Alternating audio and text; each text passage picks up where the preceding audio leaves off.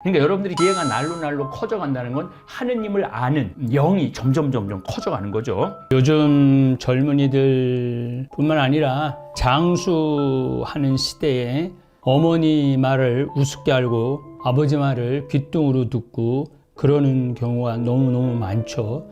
지금 분명 이 시대는 뭔가 이 새로운 개념의 윤리 개념이 나와야 될 것 같아요. 이거 뭐 남이 해야 될 게 아니라 천주교 신부인 제가 해야 될 것 같은 생각 정말 들어요. 내 능력이 안 되는 거를 계속 하려고 그럴 때 그때부터 위선이 나오고 짜증이 나오고 거짓이 나오는 것 같아요. 할 수 있는 일만 하면은, 내가 할 수 있는 일만 하면은 그 겸손인 것 같아요. 자꾸 돕다 보면은 내가 선해지는 거예요. 자꾸 착해지는 거예요. 그래서 여러분들도 부자일 수 없지만은 아직 젊고 돈이 많지 않다 하더라도 기회가 된다면은 도우라는 거죠. 그러면은 그것이 다 은혜를 갚는 이는 앞날을 내다보고 자신의 죄를 없앤다고 이야기합니다. 제가 이렇게 큰 일들을 남들 보기엔 굉장히 굵직한 일들을 많이 하죠. 그런데 법대로, 세상 법대로도 해야 되지만 하느님 법대로만 하면 돼요. 하느님 법대로만 따라하면은 크게 사고 날 일이 없어요.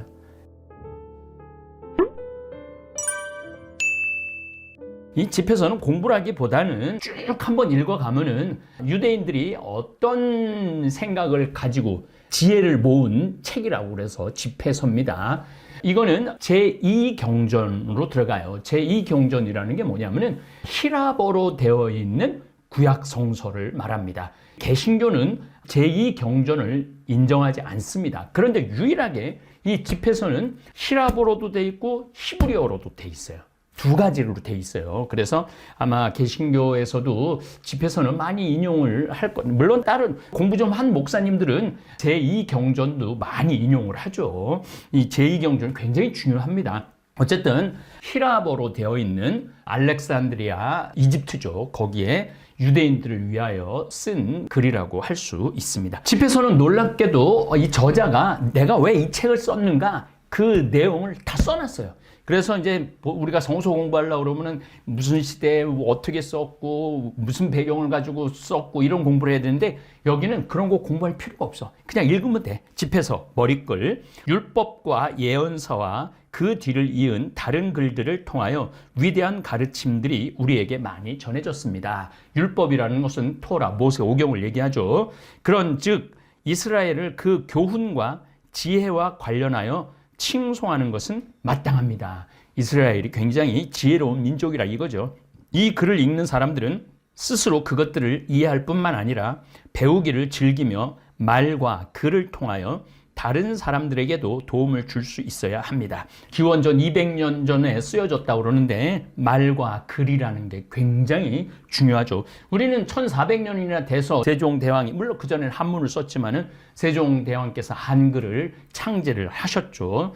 이게 글이라는 게, 문자라는 게 그래서 위대한 거예요. 문자가 없이는 사상을 전해줄 수가 없는 거죠. 예수님은 그런 문자가 완전하게 완성이 되었을 때 이 세상에 오셔서 우리에게 가르침을 주셨던 것이죠.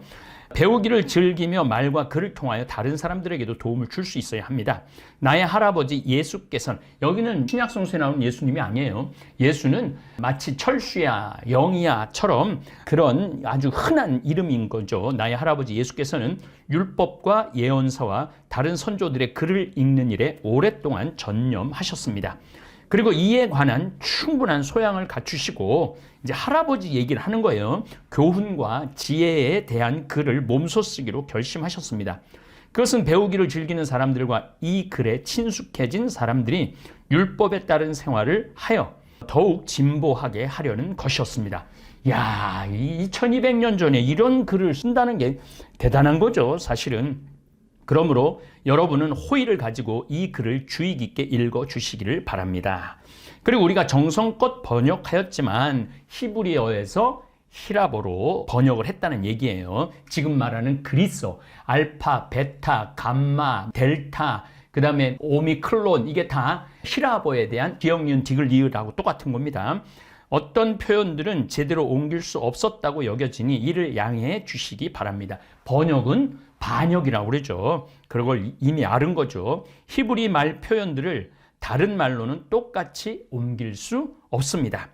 이 글들뿐 아니라 율법서조차도 그리고 예언사와 나머지 글들도 원문과는 적지 않은 차이가 있습니다. 번역에 70인용 세타주다에 그런 어려움이 있다는 얘기를 하는 거죠. 에우에르게테스 임금 통치 38년에 저는 이집트에 가 얼마 동안 머물면서, 자, 제가 이집트라고 그랬죠. 알렉산드리아. 적지 않은 교훈이 담긴 이 책의 사본을 발견하고, 히브리어 사본을 발견하고 정성껏 열심히 이 글을 반드시 번역해야겠다고 생각하였습니다. 그래서 저는 그동안 이 책을 완성하여 내놓기까지 잠도 제대로 못 자며 온갖 지식을 다 기울였습니다. 저는 이국 땅에 살면서 배우기를 즐기고, 그러니까 이집트에 살면서 배우기를 즐기고 율법에 맞는 생활 습관을 익히고자 하는 이들을 위하여 이 책을 펴냅니다. 기가 막히죠. 집회서를 머리글 딱 해갖고, 우리 마치 저도 뭐 책을 몇 권 썼지만은 어떤 마음으로 내가 이 책을 쓰겠다, 그게 딱 여기 선언이 나온 거예요. 좀 신기하죠. 시라의 지혜 제1부, 지혜와 금원들. 지혜의 신비. 모든 지혜는 주님에게서 오고 영원히 주님과 함께 있다. 모든 지혜는 하느님으로부터 온다는 거죠. 그리고 정말 영원히 하느님과 함께 있다. 누가 바다의 모래와 빗방울과 영원의 날들을 셀 수 있으랴. 이제 점점 영원이라는 개념이, 그러니까 이게 기원전 2세기에 쓰여진 번역된 거니까 점점 예수님을 향해서 간 개념이 많아요. 누가 하늘의 높이와 땅의 넓이를, 심형과 지혜를 헤아릴 수 있으랴.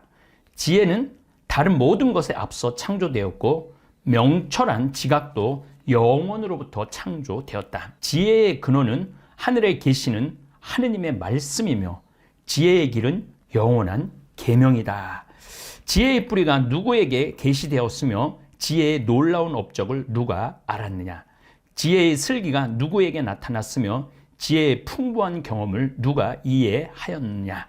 지극히 경외해야 할 지혜로운 이 한 분 계시니 하느님의 옥자에 앉으신 분이시다. 우리 다볼사이버 교우들 이제 지혜가 나오고 말씀이라는 단어가 또 나옵니다. 어쨌거나 이 지혜는 하느님하고 똑같이 봤다는 거죠. 우리 다볼사이버 성경대학 학생들 토요 특강 듣고 또 제 번외 특강 듣고 성경 강의 들으면서 지혜가 날로 커져가는 걸 느끼시죠? 또 본인들이 댓글에 그렇게 많이 쓰시더라고요. 그러니까 여러분들이 지혜가 날로 커져간다는 건 하느님을 아는 영이 점점 커져가는 거죠. 주님께서는 지혜를 만드시고 알아보며 헤아리실 뿐 아니라 그것을 당신의 모든 일에, 모든 피조물에게 후한 마음으로 쏟아 부으셨으며, 그러니까 우리가 인류 만물이 돌아가는 거를 보면은 하느님을 알 수 있는 거예요. 하느님을 깨달아가는 게 그게 또 지혜인 거죠.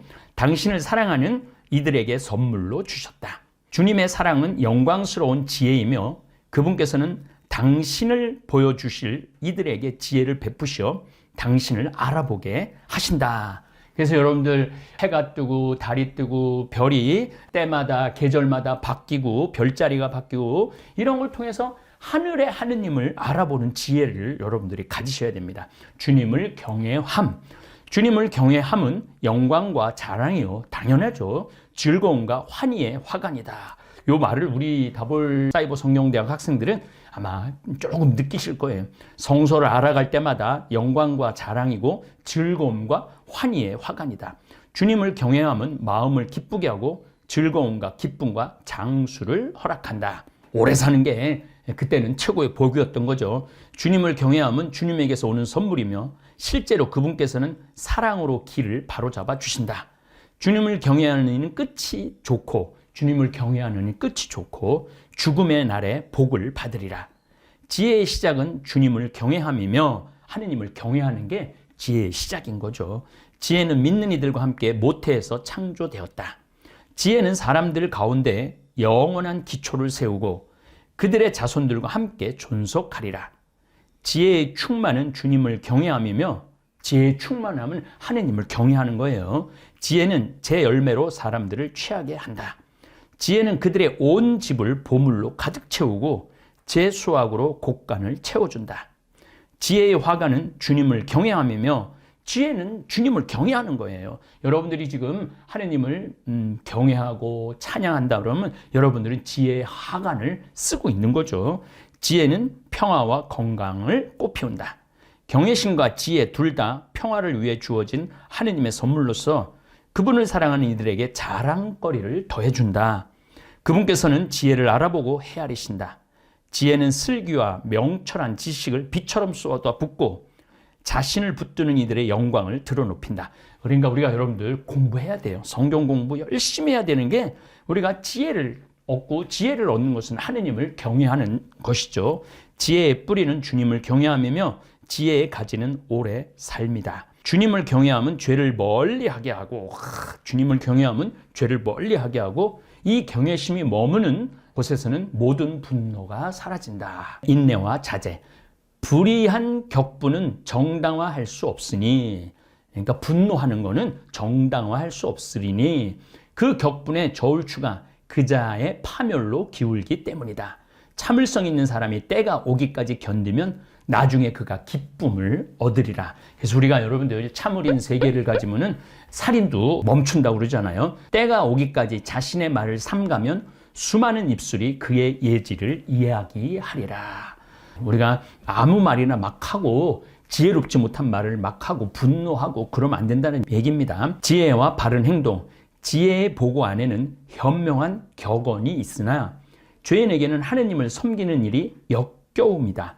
하느님을 섬기는 게 역겨워. 죄인들은 여러분들 너 정당 나간다 그러고 하느님 믿는다 그러면 막 에이 네가 무슨 하느님이 어딨냐 신이 어딨냐. 이거는 죄인에게는 하느님을 섬기는 일이 역겨움이라는 거죠. 지혜를 원한다면 계명을 지켜라.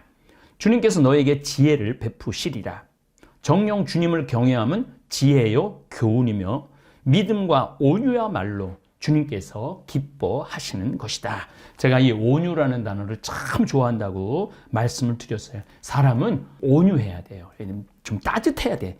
옆에 있으면 좀 편안하고 뭔가 기쁨이 이렇게 일어나는 그런 성품을 지닐 수 있도록 해야 돼요. 주님을 경외함에 불신감을 갖지 말고 두 마음으로 그분께 나아가지 마라. 사람들 앞에서 위선을 부리지 말고 내 입술을 조심하여라. 그러니까 여러분들 남을 험담하거나 남을 욕하거나 입술을 함부로 다루면은 우리가 좀 어려운 일들을 많이 당하죠. 너 자신을 드러높이지 마라. 떨어질까 두렵다. 교만하지 말라는 얘기죠. 내 영혼에게 불명예를 자초하지 마라. 주님께서 내 비밀을 폭로하셔 회중 한가운데서 너를 내던져 버리시리라. 내가 주님께 경외심을 갖고 나아가지 않았고 내 마음이 거짓으로 가득하기 때문이다. 시련 속에서 주님을 경외함. 얘야, 주님을 섬기러 나아갈 때 너 자신을 시련에 대비시켜라. 내 마음을 바로잡고 확고히 다지며 재난이 닥칠 때 허둥대지 마라. 어려움이 닥칠 때 허둥대지 말라는 거죠. 주님께 매달려 떨어지지 마라. 제가 예수님 껌딱지 한다고 그랬잖아요. 여러분들도 예수님 껌딱지, 하느님 껌딱지 하면은 굉장히 좋아요. 내가 마지막에 번창하리라. 너에게 닥친 것은 무엇이나 받아들이고 처지가 바뀌어 비천해지더라도 참고 견뎌라. 인내라는 게 참 중요한 것 같아요. 금은 불로 단련되고 주님께 막가진 이들은 비천의 도가니에서 단련된다. 고통 없는 어떤 고난 없는 결실은 없어요. 고난이 있고 고통이 있을 때 그 결실이 훨씬 빛이 나죠. 질병과 가난 속에서도 그분을 신뢰하여라. 아플 때도 가난할 때도 하느님을 믿으라는 얘기죠. 그분을 믿어라. 그분께서 너를 도우시리라. 너의 길을 바로잡고 그분께 희망을 두어라. 주님을 경외하는 이들아, 그분의 자비를 기다려라. 빗나가지 마라. 넘어질까 두렵다. 불교의 팔정도라고 있어요. 똑바로 보고 똑바로 말하고 똑바로 듣고 똑바로 앉고 똑바로 서고 그래야만이 도에 어긋남이 없다라는 그런 얘기예요. 주님을 경외하는 이들아 그분을 믿어라. 너희 상급을 결코 잃지 않으리라. 주님을 경외하는 이들아 좋은 것들과 영원한 즐거움과 자비를 바라라. 그분 보상은 기쁨을 곁들인 영원한 선물이다. 지난 세대를 살펴보아라. 누가 주님을 믿고서 부끄러운 일을 당한 적이 있느냐? 누가 그분을 경외하면서 지내다가 버림받은 적이 있느냐? 하느님한테 믿고 의지하면 버림 안 받는다는 얘기입니다. 누가 주님께 부르짖는데 소홀히 하신 적이 있느냐? 주님께서는 너그럽고 자비하시며 죄를 용서하시고 재난의 때에 구해 주신다. 불행하여라 비겁한 마음과 게으른 손, 두 길을 걷는 죄인, 한 길을 가라는 거죠.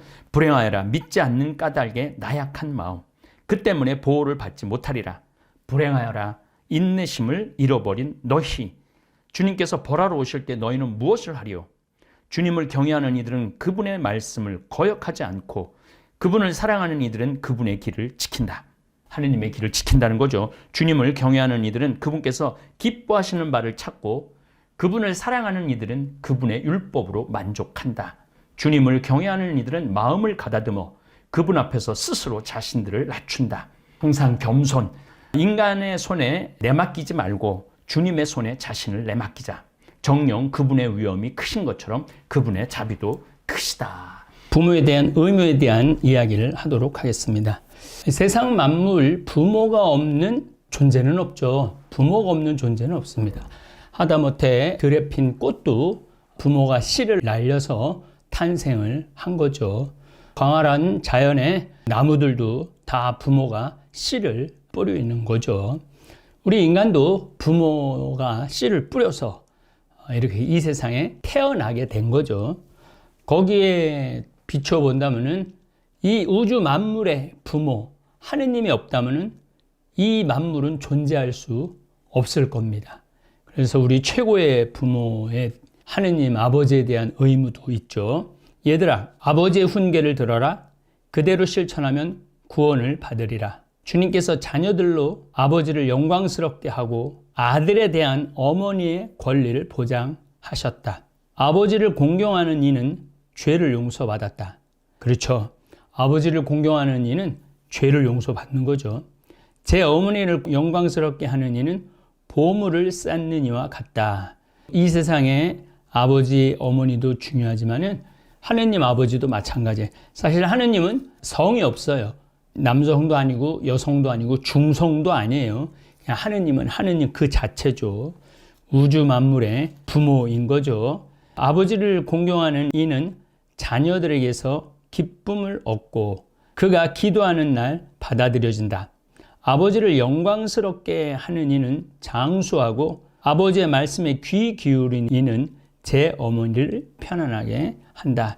요즘 젊은이들뿐만 아니라 장수하는 시대에 어머니 말을 우습게 알고 아버지 말을 귓등으로 듣고 그러는 경우가 너무너무 많죠.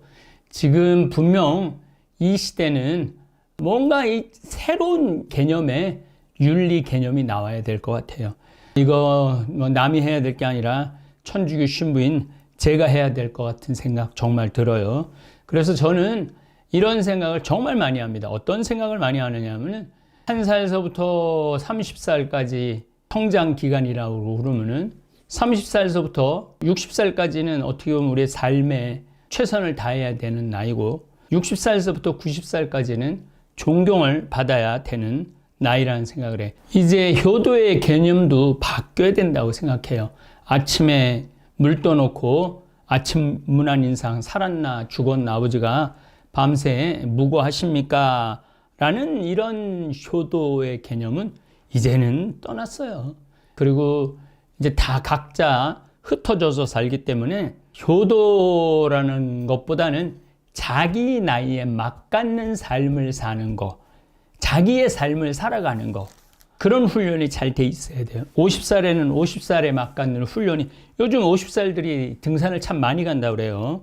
내 친구들도 등산 가길 참 좋아하더라고요. 그거 맞는 것 같아요.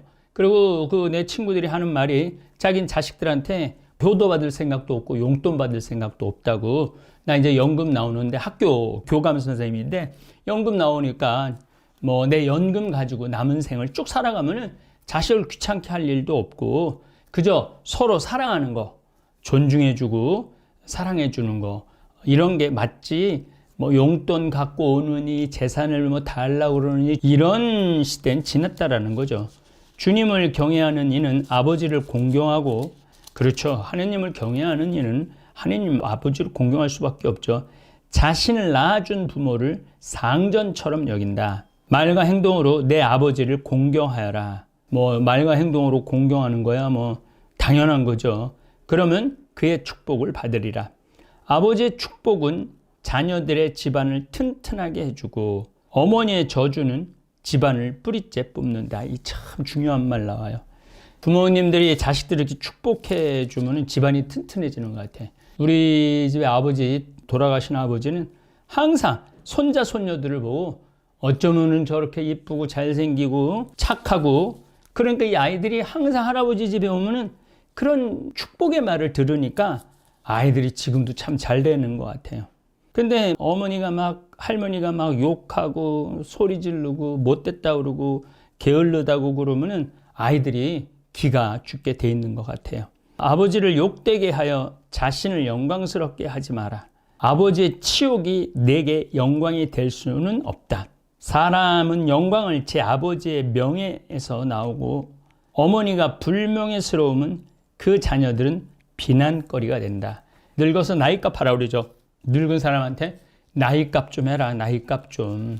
그 얘기 같아요.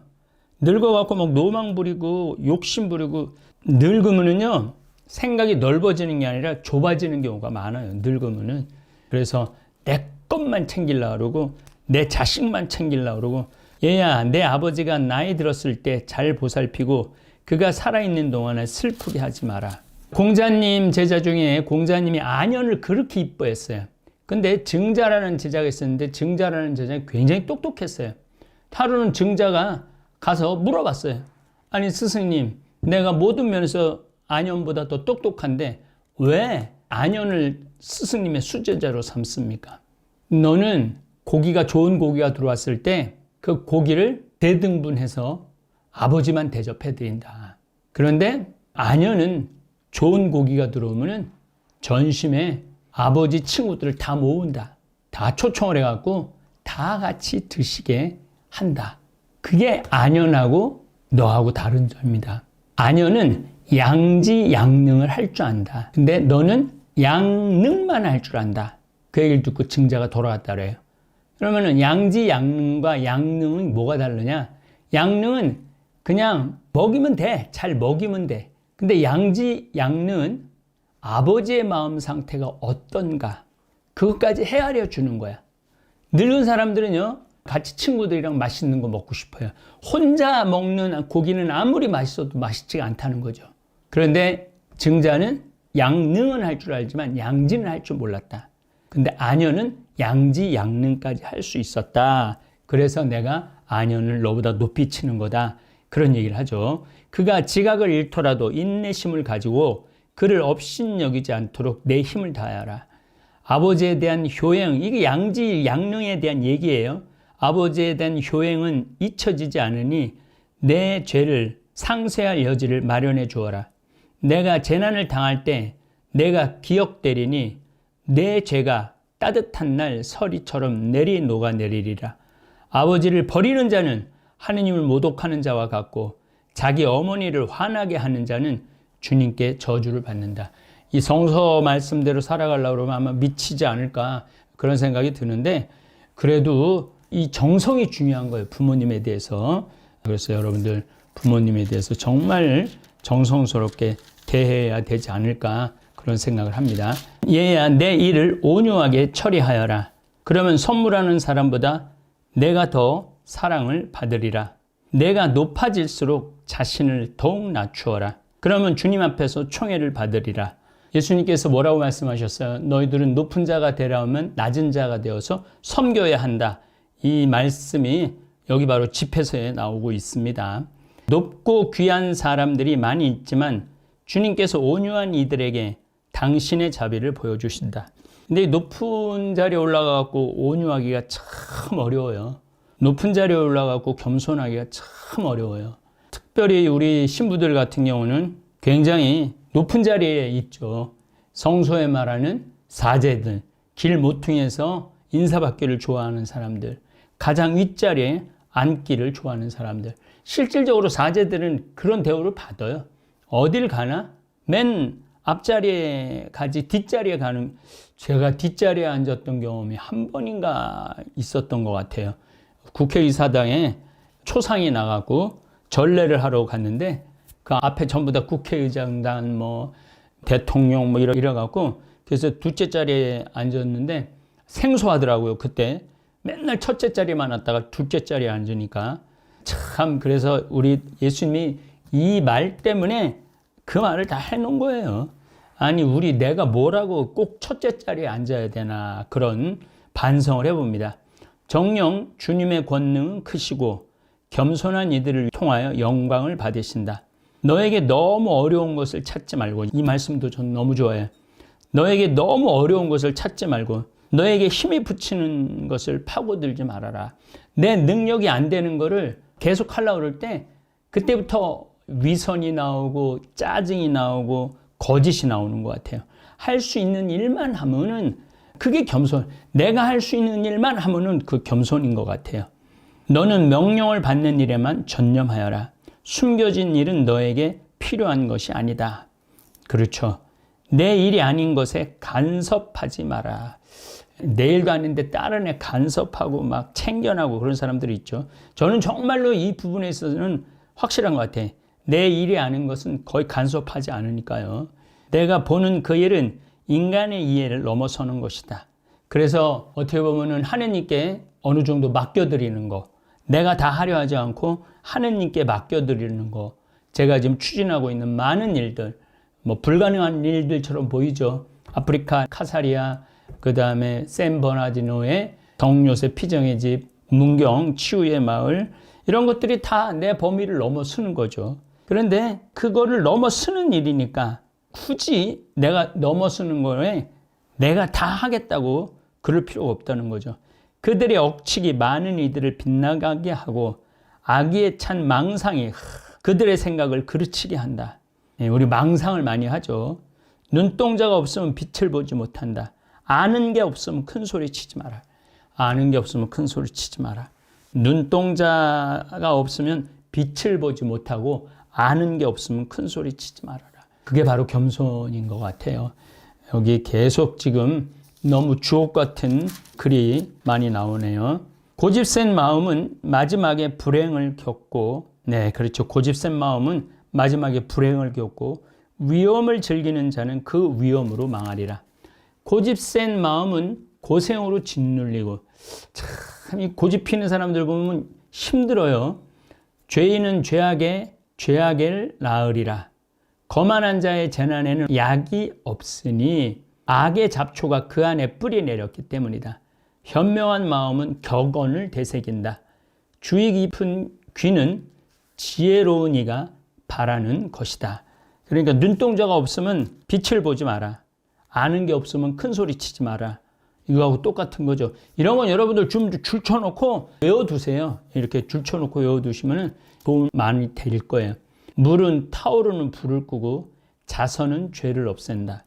은혜를 갚는 이는 앞날을 내다보는 것이니 그가 넘어질 때 도움을 얻으리라. 물은 타오르는 불을 끄고 자선은 죄를 없앤다. 내가 우리 다볼사이버 청년들한테 월급을 주면서 가난한 이한테 도와라. 그러면 자꾸 돕다 보면은 내가 선해지는 거예요. 자꾸 착해지는 거예요. 그래서 여러분들도 부자일 수 없지만은 아직 젊고 돈이 많지 않다 하더라도 기회가 된다면은 도우라는 거죠. 그러면은 그것이 다 은혜를 갚는 이는 앞날을 내다보고 자신의 죄를 없앤다고 이야기합니다. 집에서 읽어갈수록 아마 흥미진진할 겁니다. 집에서는 히브리 사람들의 어떻게 보면은 2000년 역사의 집합체라고 생각하시면 됩니다. 아브라함 때부터 하느님으로부터 계시받은 내용들, 그러면서 메소포타미아 문명, 이집트 문명 사이 안에서 지혜, 진리를 추구했던 내용이 이 집회서 안에 다 들어있다고 생각하면 됩니다. 그래서 기원전 180년부터 170년대까지 히브리어로 쓰여졌습니다. 히브리어로 집회서는. 그런데 기원전 132년경에 히라버로 다시 한번 번역을 합니다. 히라버로 다시 한번 번역을 하는 이유가 이집트 지역의 많은 유대인들이 도저히 뭐 아시리아, 바빌로니아 이런 나라들 괴롭힘에 못 살겠다. 배도 고프고. 그래서 디아스포라, 흩어졌다라는 뜻이에요. 디아스포라 공동체로 이집트에 가갖고 유대인들만의 그러한 신앙을 갖고 있었어요. 근데 문제는 이 사람들이 이집트에 가서 사니까 어떤 문제가 생겼냐면 히브리어를 몰라요. 히브리어를 몰라갖고 히브리어를 모르고 히랍 말만 아는 거예요. 그래서 유대인들을 위해서 그리스어로 히랍어로 다시 번역해갖고 두 가지의 언어가 같이 있는 유일한 성서입니다. 그래서 기원전 132년경이니까 어떻게 보면은 이제 예수님이 오시기 한 132년 전에 쓰여진 지혜의 총 집합체라고 생각하시면, 그리고 여러분들 이 집회서를 읽어 나가시면은 이제 4장 읽도록 하겠습니다. 얘야, 가난한 이의 살 길을 막지 말고 궁핍한 눈들을 기다리게 하지 마라. 가난한 이들의 살 길을 막지 말고 궁핍한 눈들을 기다리게 하지 마라. 참 좋은 말인 것 같아요. 가난한 사람들은 어떻게 해서든지 도와줘야 돼요. 궁핍한 사람들은 하루가 급한 거예요. 하루만. 그러니까 나중에 궁핍한 사람한테 도와준다. 이건 말이 안 되는 소리죠. 그래서 저에게 도움을, 물론 뭐 제가 인류를 다 책임질 수는 없어요. 그 능력도 안 되고 그건 교만이기도 합니다. 조금 전에도 해외 선교 담당 시무님하고 전화 통화를 했는데 남수단에서 장학생 4명을 대학을 좀 보내고 싶다고, 남수단에서 가장 우수한 고등학교 3학년 학생들 대학 진학금을 좀 도와달라는 연락이 왔어요. 그런 거는 제가 할 수 있는 거니까 내가 도와주겠다고. 그들을 기다리게 하면 안 되죠. 배고픈 사람을 서럽게 하지 말고 공경에 빠진 사람을 화나게 하지 마라. 세상에서 제일 서러운 게 배고픔이라고 그러더라고요. 북한 사람들이 1996년에서 97년 사이에 아주 흉년하고 홍수가 2해에 걸쳐서 같이 옵니다. 그래갖고 굉장히 많이 굶어 죽죠. 어떤 통계는 300만 명, 어떤 통계는 400만 명 정도 굶어 죽었다고 그래요. 우리도 탈북민이 한 분 있는데 그냥 굶어갖고 이렇게 출근하다 보면 4-5사람이 그냥 이렇게 앉아있대요. 출근하는 길에. 그러면 일어나라고 툭 건드리면 4명이 다 죽어있는 거, 굶어서. 그러니까 북한이 길만 열리면은 저는 얼마든지 도와주고 싶어요. 근데 그 정치하는 사람들은 백성이 죽어나가는 것에 대해서 그렇게 크게 신경 쓰지 않는다고 그래요. 공경에 빠진 사람을 화나게 하지 마라.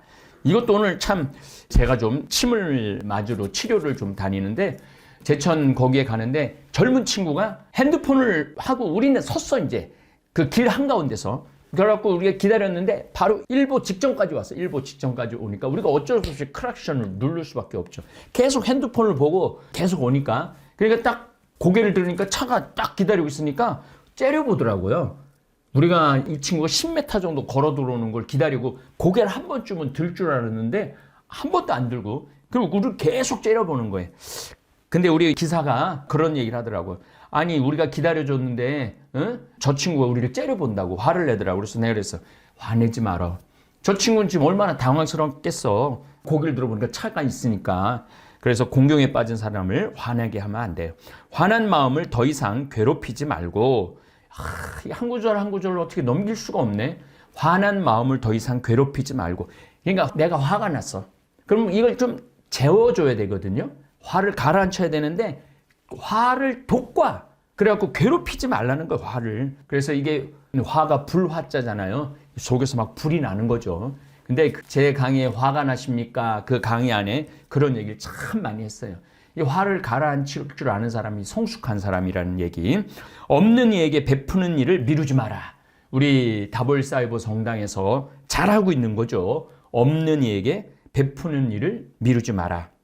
재난을 당하여 호소하는 일을 물리치지 말고. 벌써 2100년 전에 이런 이야기가 유대인들한테는 이미, 얘네들은 다 이걸 외우고 다니니까. 우리나라가 이때 고구려 신라 백제가 막 생성이 됐을 때예요. 생성이 되고 문자도 이두 문자, 중국 문자가 좀 들어오고, 우리 세종대왕께서 한글을 창제하기 전까지는 우린 이런 지혜가 없었어요. 그래서 유대인들이 위대하다라는 이유가 바로 이런 것들이에요. 그래서 저는 이 성서 강의를 통해서 이런 지혜를 배워서 이제 우리나라도 먹고 살만하고 지혜도 가득한 민족이니까 유대인보다도 훨씬 더 만민을 사랑하는 그러한 인류애를 가지자, 이런 얘기입니다. 가난한 이에게 내 얼굴을 돌리지 마라. 애걸하는 이에게서 눈을 돌리지 말고 그에게 너를 저주할 빌미를 주지 마라. 가끔 얘기합니다. 지금은 뭐 서울에 갈 일도 없고 길거리를 걸을 일도 없지만은 젊었을 때 서울에 이렇게 강의 갔을 때는 그 근처에 뭐 책도 사고 뭐 필요한 물건도 사다 보면 지하철역 앞에 이렇게 손 벌리고 있는 사람들이 있잖아요. 제가 10,000원을 줘요. 그러면은 나를 수행하는 비서가 아니 신부님 이런 거 모르냐고, 얘네들 뒤에 다 조폭 있다고, 저거 주문 다 조폭이 걷어가는 거라고. 설사 조폭이 걷어간다 하더라도 지금 내 앞에 있는 사람이 손을 받들어서 애걸하지 않느냐.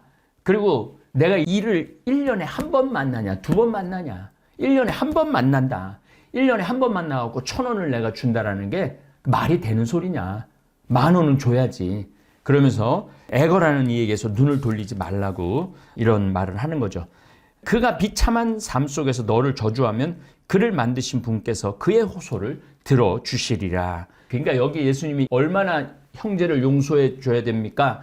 7번뿐 아니라 70번이라도 용서해 주어라. 그런 말이 무슨 얘기냐면 아무리 미약하고 나약한 사람이라도 나를 저주할 수 있다는 거죠.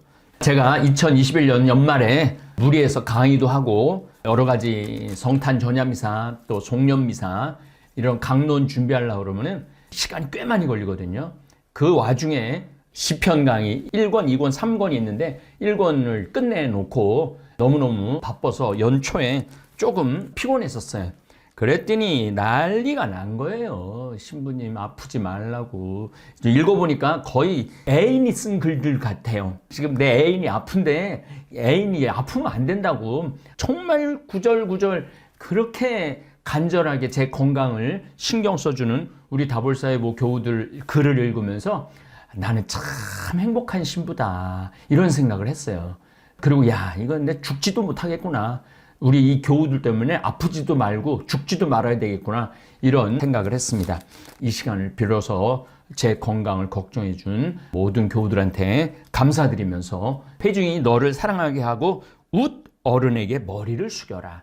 어른을 잘 모시면 자다가도 떡이 생깁니다. 어른을 잘 모시면. 제 인생은 그랬어요. 우리 김창린 신부님이 이 생태마을 저서 저한테 줬죠. 그 다음에 오클라라라고 잠비아의 농업대학지라고 100억 줬죠. 또 문경에 우리 막달레나가 신부님 이거 치유의 마을로 쓰라고 200억 정도 되는 건물하고 땅을 저한테 줬죠. 그러니까 이제 어른들한테 잘하다 보면은요 떡이 생기더라고요. 가난한 이에게 귀를 기울이고 그에게 평화의 인사를 상냥하게 건네어라. 억눌린 이를 억누르는 자의 손에서 구출하고 내가 심판을 내릴 때는 심약해지지 말아라. 고아들에게 아버지가 되어주고 그들의 어머니에게 남편 노릇을 해주어라. 제가 본당 신부할 때도 그랬고 지금도 그래요. 이렇게 그들의 어머니가 혼자 있다 그러면은 정말 남편 같은 마음으로 따뜻하게 대해주려고 굉장히 노력을 많이 합니다.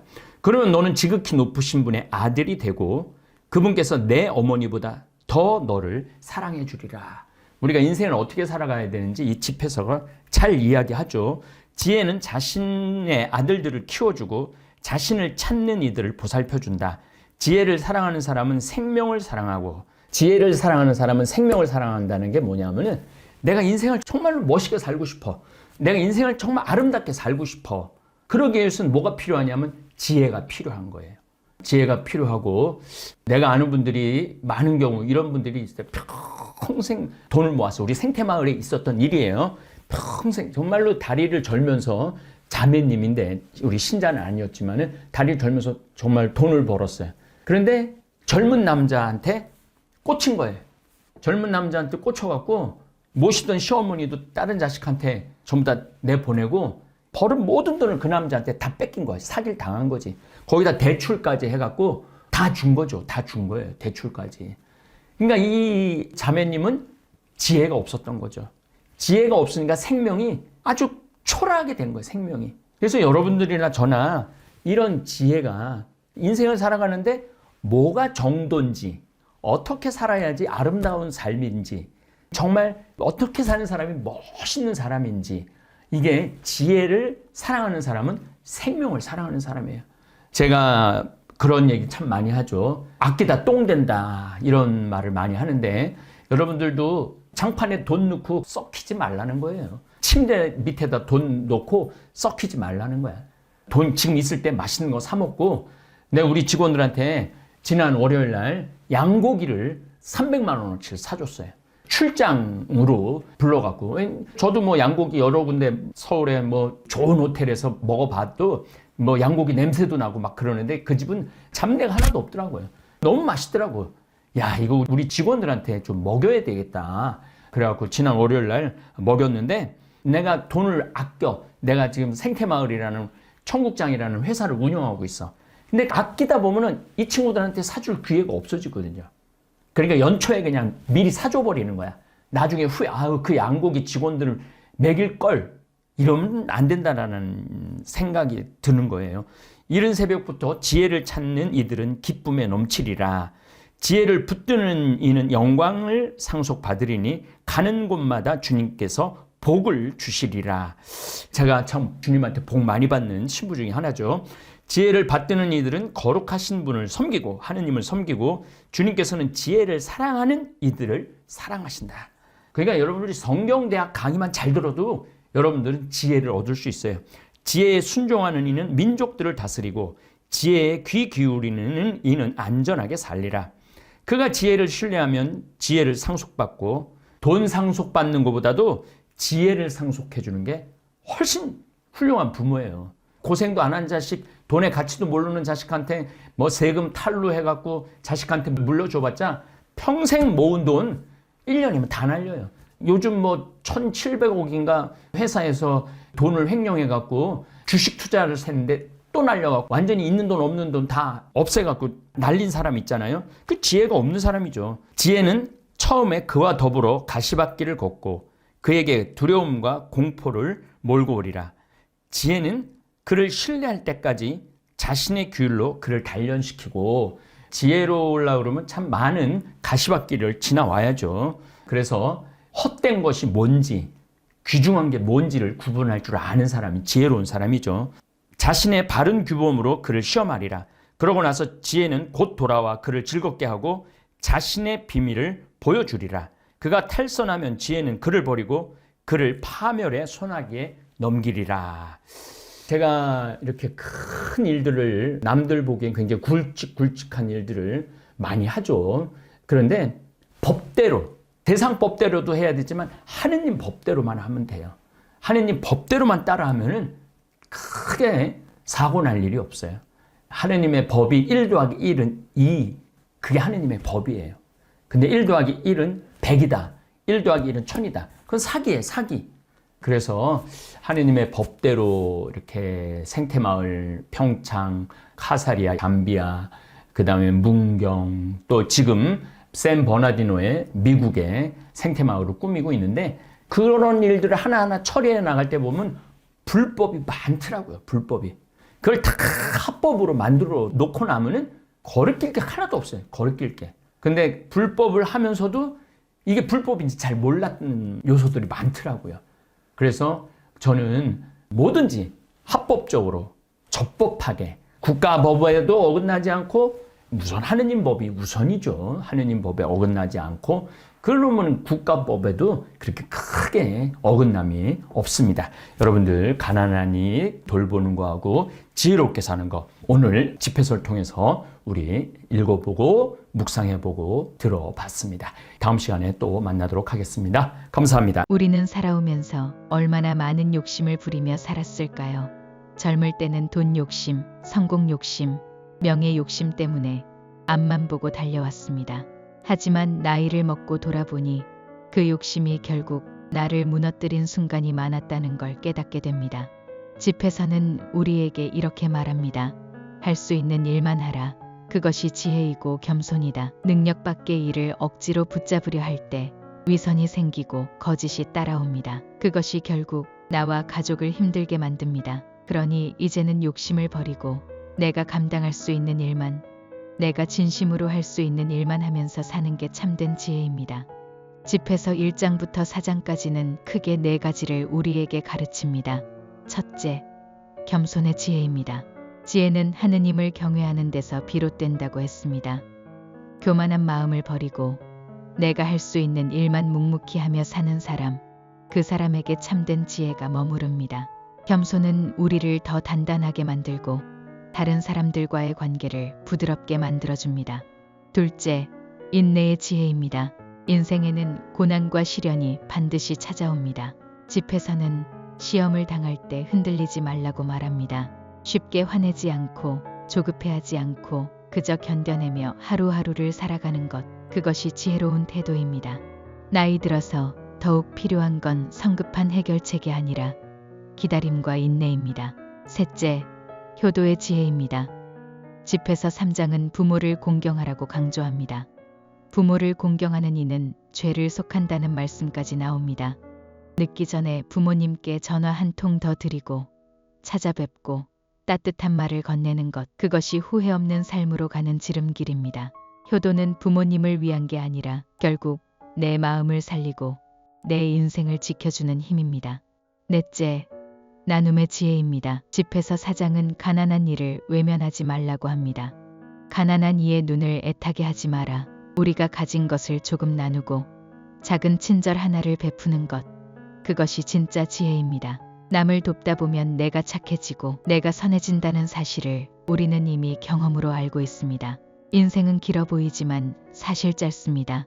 우리가 세상을 떠날 때 가져갈 수 있는 것은 돈도 명예도 아닙니다. 남는 건 단 하나, 내가 얼마나 지혜롭게 살았는가입니다. 욕심을 버리고 할 수 있는 일만 하십시오. 겸손으로, 인내로, 효도로, 나눔으로 살아가십시오. 그것이 집회서가 우리에게 전하는 나이 들수록 후회 없는 삶의 지혜입니다. 오늘 하루 작은 것 하나라도 실천해 보십시오. 그 작은 실천이 여러분의 인생을 바꾸고 마지막에 웃을 수 있는 힘이 될 것입니다. 감사합니다. 하늘에 계신 우리 아버지, 아버지의 이름이 거룩히 빛나시며 아버지의 나라가 오시며 아버지의 뜻이 하늘에서와 같이 땅에서도 이루어지소서. 오늘 저희에게 일용할 양식을 주시고 저희에게 잘못한 일을 저희가 용서하오니 저희 죄를 용서하시고 저희를 유혹에 빠지지 않게 하시고 악에서 구하소서. 아멘.